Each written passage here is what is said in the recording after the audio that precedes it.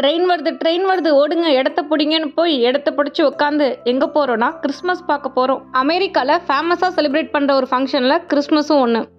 நாங்கள் இருக்கிற முனிசிபாலிட்டியோட மேயர் ரொம்ப நல்லவர் போல். எல்லா ஈவெண்ட்டுமே இங்கே ஃப்ரீ. போன உடனே ஃப்ளோர் ஸ்கேட்டிங் ப்ளே பண்ணிவிட்டு அடுத்தது பலூன் கேம், அதில் தோற்று போயிட்டோம். அதுக்கப்புறம் ஸ்டிக்கர் ஒட்டுறதான், ஒன்றும் இல்லை 2 கைக்கு எடுத்து ஒட்டுங்கன்ட்டு 2 கையிலையும் ஒட்டியாச்சு.